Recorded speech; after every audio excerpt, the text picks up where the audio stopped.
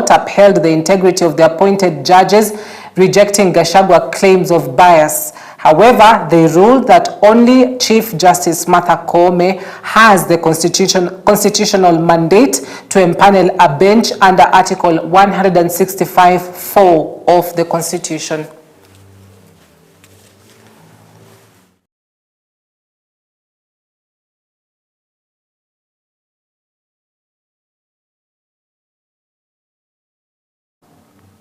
Well, quite an intriguing ruling right there by the appellate court, and we expect perhaps that those in defense will be taking this particular case all the way to the Supreme Court, so we'll be keeping tabs with that. Now let's cross over to Homa Bay County. The burial service for slain Kasipul Member of Parliament Charles Ongondo Were turned into a political base, with a section of ODM leaders using the opportunity to back the broad-based government, saying it will be a big boost for Luo Nyanza, who will reap big from being in government. ODM Secretary General Edwin Sifuna seemed to be a black sheep among a pack of hyenas, as he yet again reiterated that he will not back the broad-based idea, receiving backlash from a section of the leaders present. The MP, Were, was laid to rest at his Kachien rural home in Kasipul. Na nikichagua kuingia chama cha ODM, si ati hakukuwa na vyama vingine. Huko nyumbani kwetu kuna vyama. Speaker akisimama hapa atawaambia. I made a conscious decision. We have to protect this institution called ODM. Wakati nafanya kazi yangu, wengine wanasema, oh, Sifuna anapinga, Sifuna anapinga. Ile kitu najua baba aliniambia ya kwamba even after we donated our experts to government, ODM is not in government. Alisema mwenyewe. Na sisi sasa tunafanya kazi. Tukiwa na makosa, mnasema tunarekebisha hayo makosa. Lakini saa hii, the instruction we have to work very hard to stabilize the government, to work together with those who are there at the moment. If I am there, I expect total 100 support from the party. Starting with the Secretary General. My brother Sifuna, please, I am a member of your party. I don't belong to any other party. I belong to ODM. If I fail, there is no way 2027 you are talking about. You will convince anyone that ODM can run a government. And we are moving steadily, Baba, in this broad-based government. Tukizetu wako kwa serikali, mimi ile serikali najua ni serikali ya Kenya Kwanza, ambayo ilichaguliwa chini ya uongozi wa William Ruto. Nimesikia ndugu yangu hapa anaitwa Charles Kamuren, sisi Waluya huwa tunasema kama mwenye boma bado yuko na hajashindwa kazi, usimuongelele. Mimi ni Mbukusu, kazi kinishinda kwa boma ndugu yangu atanisaidia. Haijanishinda. Kama msemaji wa chama amekaa hapa, wewe unaongeaje kwa niaba ya chama? Sisi tunajua pahali chama kiko. And that's why people can talk and talk this way and this way. Ultimately, there's an official position that will be articulated by the party. And the spokesman of the party is usually the Secretary General. So Sifuna, when Mr. Sifuna speaks, he's speaking on behalf of the party. I want to thank our members who have joined the government and are working there. We will give you all the support that we need to be able to discharge your duties properly. Still on that breath, hours after the High Court issued an order compelling the Inspector General of Police to produce missing politician and businessman Philip Aroko, police officers presented him at the JKIA court this afternoon. The dramatic appearance followed mounting pressure from Aroko's legal representatives, who had demanded answers over his whereabouts after he was reportedly held incommunicado since his arrest. In a miscellaneous application, the state revealed that preliminary investigations had uncovered a web of connections linking Aroko to the recent murder of the Kasipul Kabondo Member of Parliament. According to the prosecution, Aroko has emerged as a central suspect for not only due to alleged threats he made against the slain MP, but also for what investigators believe was his financial role in planning the assassination. Aroko has been detained for 7 days by police.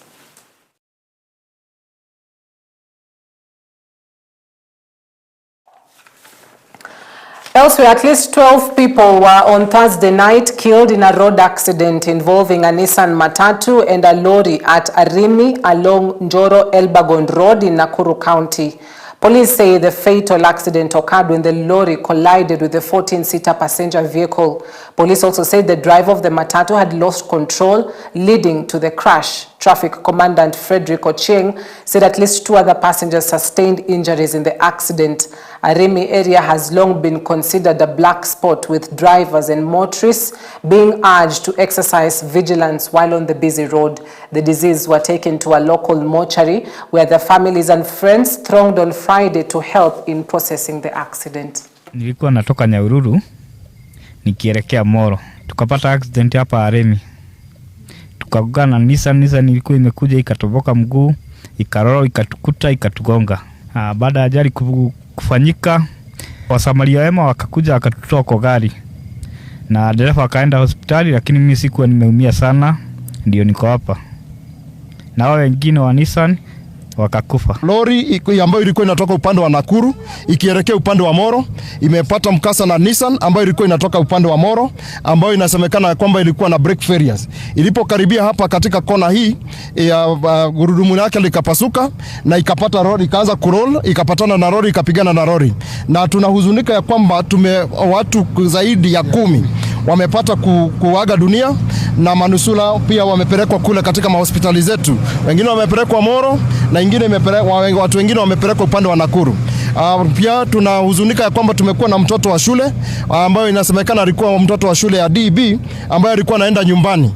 Pia ameanza kutuacha, na tunasema pole kwa watu wote, lakini tunaomba serikali ya Kenya iangalie hii barabara na iangalie kwa umakini na ihakikishe kwamba imewekwa katika hadhi ambayo inastahiki kwa watu wa Moro na watu wananchi wa Kenya. Na hii barabara imekuwa na shida kwa sababu hapa pamekufia watu wengi sana, na kila mwaka lazima pakuwe na ajali ambayo inatuacha tukiwa hali ambao lazima kuwe na maafa.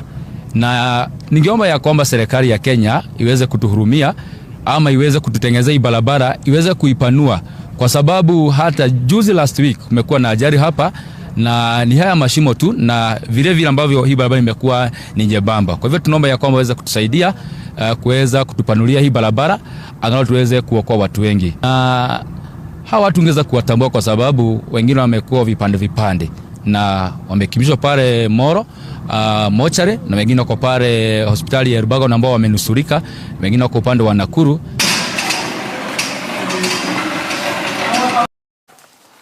Our condolences to the family, and we wish a quick recovery to the injured.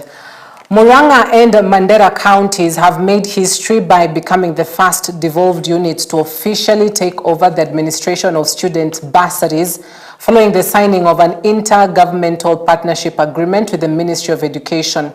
The agreement signed at Jogo House in Nairobi transfers the bursaries function from the national government to the 2 counties, unlocking billions of shillings that had been frozen after the Controller of Budget halted disbursements. The Controller had previously argued that bursaries were a national function and should not be handled by county governments.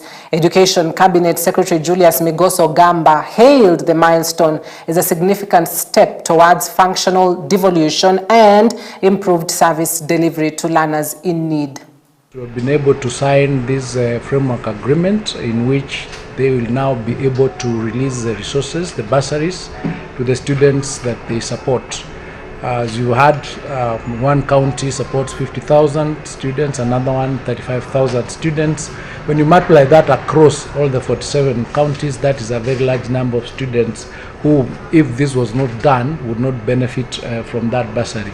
Indeed, as you are aware, we've had testimonies of students who have actually stated that without the support that they've gotten from these bursaries, they would not have reached where they have reached. So it is in our interest to ensure that we do everything possible to create an environment for the signing of this document, so that our 50,000 plus students who benefit under bursaries can continue with schooling. They are currently at home, but with this signature they now come back to school.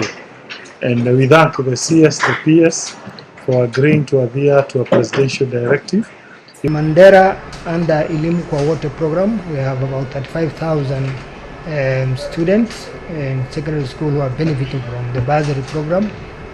And we also have ward bursaries, which are about over 5,000 beneficiaries, and then students at the tertiary university.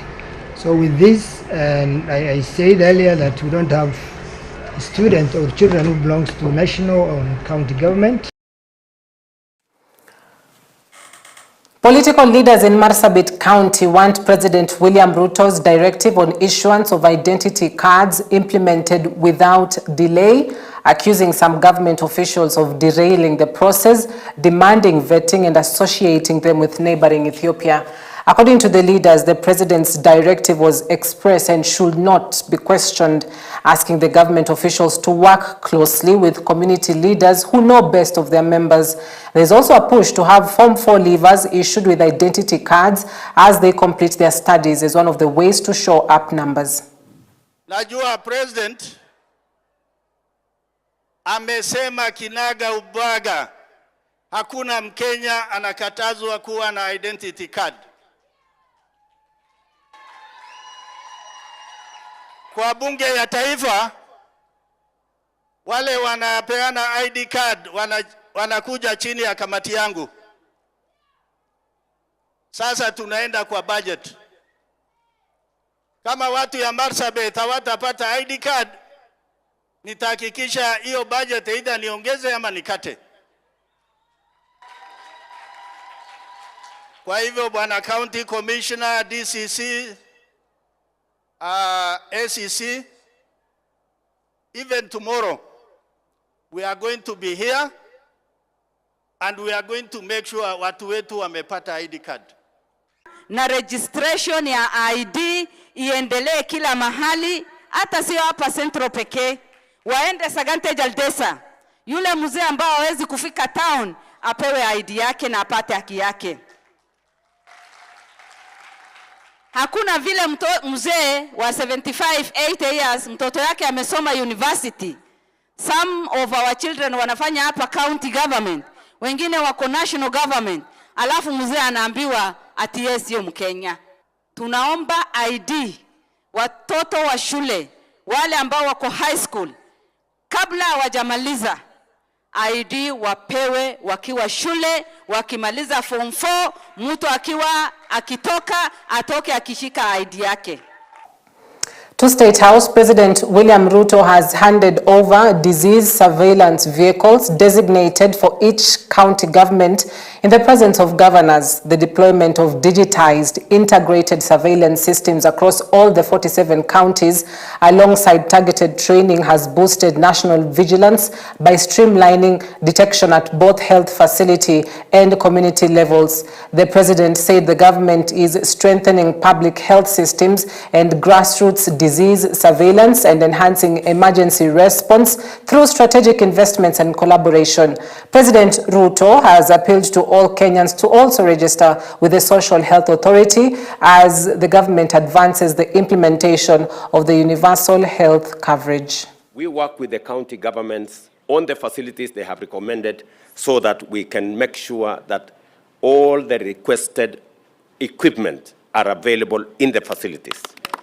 And then we can move to the next level for the facilities that cannot be placed under the fee-for-first service arrangement.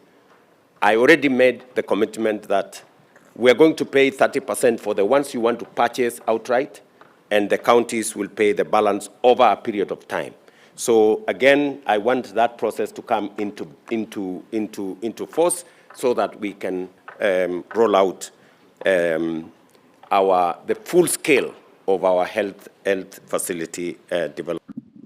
The vehicles which we are receiving today will facilitate surveillance activities in the counties.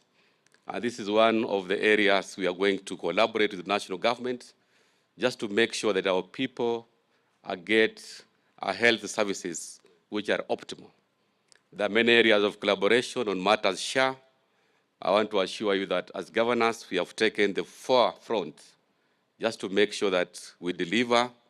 And on this share, Your Excellency, the only area that we are trying to request the ministry headed by Honorable Dwale, is to make sure that once the counties make payments for SHA, let our people get the services required. Today marks an important milestone in our national and county collaboration. These 47 vehicles are the lifeline in our public health response in the 47 counties. We are currently managing mpox, cholera, and Kala-Azar outbreaks in the country. These outbreaks have exposed the gaps in transport, in digital reporting, human resources, and field coordination in our counties. Interior Cabinet Secretary Kipchumba Murkomen has downplayed fears of a resurgence in Al-Shabaab attacks in the country. This follows the Thursday incident in which 3 police officers were injured by an improvised explosive device IED in Dadaab, Garissa County. The attack occurred just days after 5 police officers were killed in an ambush by suspected Al-Shabaab militants in Boni Forest. Speaking after he chaired a county security briefing meeting at the Embu Regional Commissioner's office in Embu County, Murkomen assured Kenyans that the government has enhanced its strategies aimed at countering terrorism at the Kenya-Somalia border. Na usalama wa border yetu, nataka niseme kwamba tuko na multi-agency team ambaye tangu ile operesheni ya kumaliza mambo ya Al-Shabaab katika border yetu na tangu tuingie upande ule wa Somalia, hiyo imekuwa challenge kila mwaka. Lakini ningependa kusema wanajeshi wetu pamoja na polisi wetu wana uhusiano nzuri ya kupambana na mambo ya ujangili. Na ningependa kusema kwamba ijapokuwa mnasikia takwimu inayohusiana na kwa bahati mbaya askari wetu ambao tumewapoteza, ningependa kusema kwamba takwimu nyingi zaidi tunazo ya inayohusu kumalizwa wale majangili wa Al-Shabaab. Ukiona kwamba kwa bahati mbaya tulipoteza askari wetu kwa muda uliopita kidogo, lakini walifanya kazi nzuri. All right, that press statement from the Interior CS Murkomen leads us to a quick breather right here on EBN TV. We pay a couple of bills. We'll be back shortly. Stay with us. Hours of Saturday left Irene Karimoni nursing a broken arm, bruised face, and 3 cracked teeth from the attack.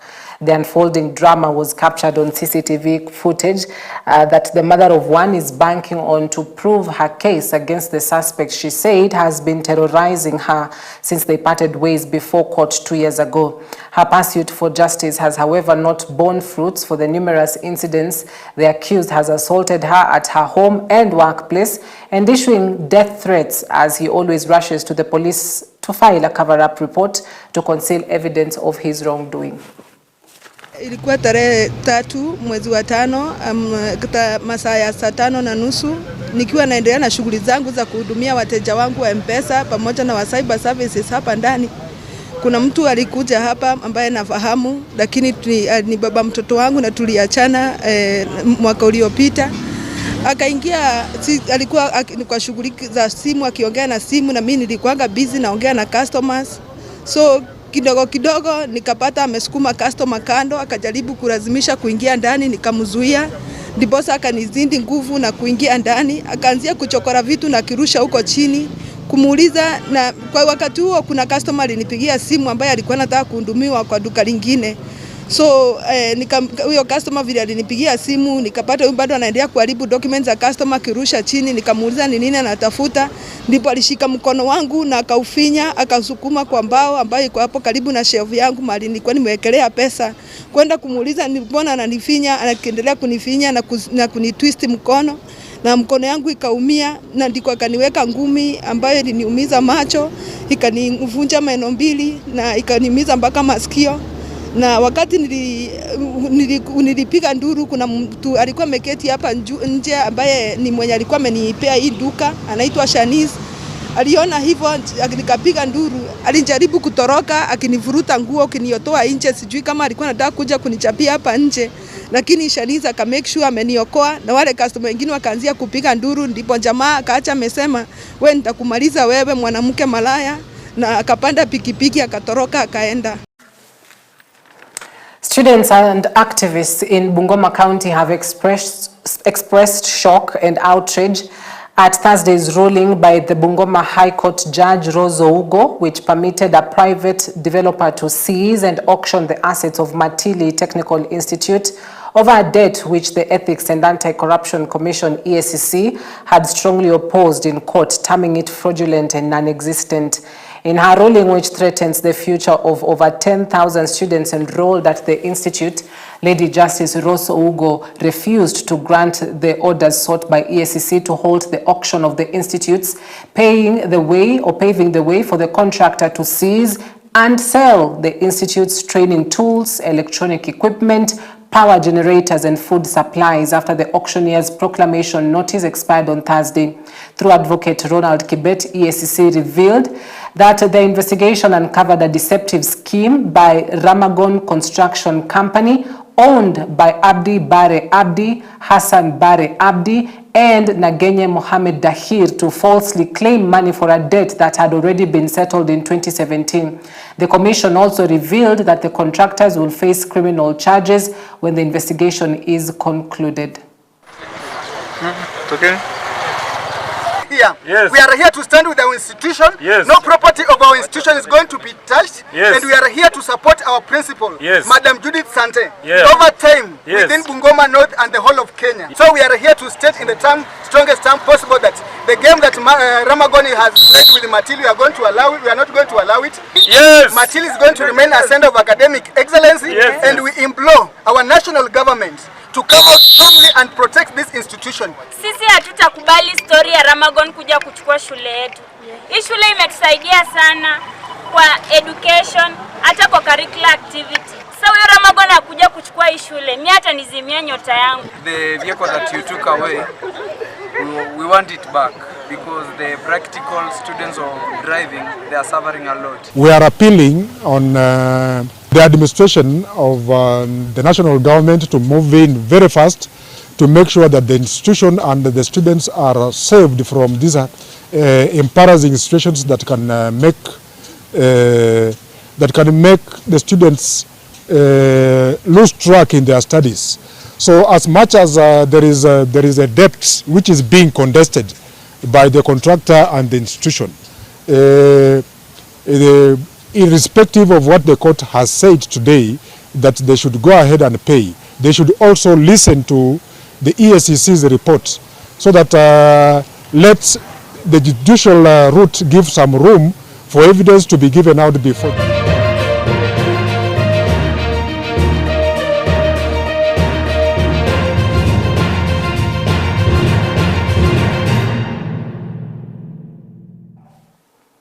To sports, Shabana FC floored KCB Club 1-0 in the Friday afternoon fixture of the Football Kenya Federation Premier League at the Machakos Stadium in Machakos to push them in 4th place, potentially giving them a chance to participate in the CAF Champions League if they hold form. Shabana have only lost 7 games this season, handing KCB their 9th loss of the season, a 3rd consecutive one. Austin Musa Udongo leo amekabwa kweli kweli, pasi imefika, anaicheza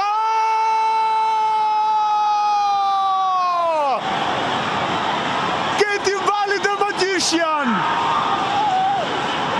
anachukua mkopo, anasema collateral ni wana benki. Ukilinganisha na ile mechi tucheza last time, this time at least tumecheza vizuri, lakini tumepata nafasi nyingi sana na hatukuweza kutumia. Yeah, I think inatokea very openly. Vijana bado wana grow.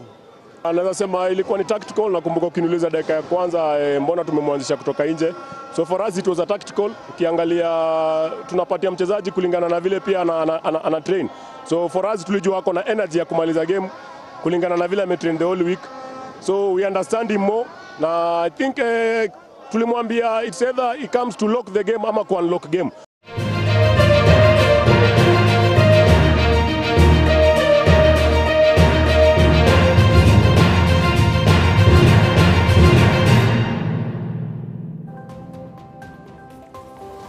All right, thank you for watching. I hope that you are up to speed on what is making headlines across the Republic of Kenya tonight. I leave in the safe pair of hands of Martin Masharia tomorrow, Saturday, and Fred Njuri on Sunday at 9 p.m. Thank you for watching. Our sign language interpreter tonight is Laura Omondi. My name is Cynthia Nanjala. Have a blessed weekend ahead.